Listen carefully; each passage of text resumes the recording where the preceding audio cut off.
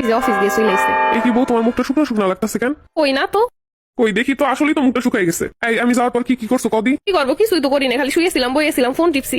তুমি কোনো কিছু না করলে তো এইরকম শরীরের অবস্থা হয়ে যাওয়ার কথা না এতটুকু সময়। আমি যাওয়ার সময় তো একসঙ্গে খাবার খাইছি, তারপর কিছু খাব নাই। তোর আমি কি হাতে খালি খাইতেই থাকুন? তোমার আমি হাতি হইতে কখন কইলাম? তোমার তো কইলাম শরীর ঠিকঠাক রাখতে। ঠিকই তো আছে। তো চলো আমি নিজে আবার খাওয়াবো, চলো। তোরও পেটে আর জায়গাই নেই। এ কি বউ, তোমার শ্যাম্পু শেষ হয়ে গেছে, ফেস ওয়াশ শেষ হয়ে গেছে, আবার একটা বার কইলা না কেন? এস হইব না, যেই পরিমাণ আমার দেওয়ায়, খালি রূপচর্চা।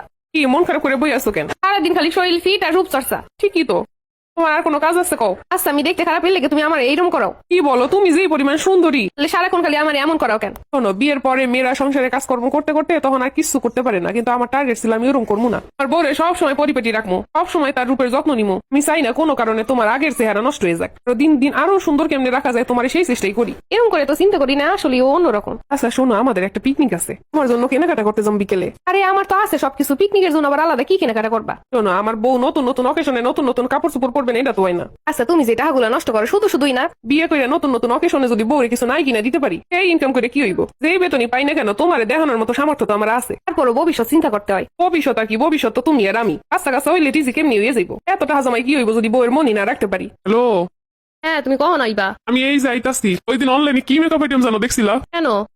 আমি একটা মেকআপের বড় শপে আইছি, আর ওটা আমার ভালো লাগে তাই তোমার দেখাইছিলাম। এজন্যই তো নিয়ে আইতেছি। ওইগুলোর নাম কও, আমি নিয়ে আইতেছি। আরে ওগুলোর কিন্তু দাম আছে ভালোই। তো কি হয়েছে, আমার পকেটে যে কয় টাকা আছে আমি তাই দিয়ে আনতে আসি, আর যা না পারে পরে কিনে দিব। আসলে আমি কত ভাগ্যবতী, মানুষের টাকা আছে কিন্তু মন নাই। কিন্তু এরমের স্বামী হইলে 2 টাকায় দুনিয়া কিনে দেওয়া যায়। মূল কথা হইলো বউয়ের প্রতি যত্ন। এই একটা জিনিস থাকলেই সংসার সুখের। কি তোমার কপালে যে একটা পিম্পল উঠছে? হয় না কইছি বেশি বেশি পানি খাইতে? আমি তো খাই, এমনি উঠছে একটা দুইটার মুডে। কোনো কারণ ছাড়া তোমার ফেসে পিম্পল উঠবে না। এখন এই যে ফেস প্যাকটা ইউজ করো যাও। এখন ইউজ করতে ইচ্ছা করতেছে না, পরে তার আমি বানিয়ে দিয়ে দিতাছি। এ দোস্ত আয়, আজকে একটু ওই আড্ডা দিই। দোস্ত তোরা দিনের বেলা আড্ডা দিতে পারো না? আরে বেটা মানুষ কি দিনের বেলা কোনো আড্ডা দেয় নাকি? সন্ধ্যার পরই তো যা আড্ডা। দোস্ত ঘরে বউ আছে, বোঝই তো। হেরে এল্লারে রাইখা আমি কেমন আড্ডা দিতে যাই কদি? আরে বউ তো আমগো ঘরেও আছে। এটা ভাই তোকে ব্যাপার, আমি আমার বউরে থুই এই সন্ধ্যাবেলা আড্ডা দিতে যাইতে পারুম না। দিনের বেলা হইলে ফোন দিস আমুনে। আমরাও ভাই বিয়ে করছি, তোর মতো বউ পাগলা না রে। আরে বউ পাগলা হইলে আর ঘরে কোনো অশান্তি থাকতো না, মানসিক অশান্তি থাকতো না, এটা তো তোরা বুঝবি না। তাই আমি তোকে হিসাব বুঝি না, আমি এইটাই বুঝি আমি বিয়ে করছি, ওর দেহার দায়িত্ব আমার, ওর দেখভাল করার দায়িত্ব আমার, ওর খুশি রাখার দায়িত্ব আমার, আরে সঙ্গ দেওয়ার দায়িত্ব আমার। হইছে হইছে, বউরে তুমি একদম তাল গাছের মাথায় উড়ে দিছো। আরে ভাই তুই সহজ চিন্তা কর না, তোর বউ যদি তোরে রেখে সন্ধ্যার পরে আড্ডা দিতে যায়, এরপর যদি আহে তোর কেমন লাগবে?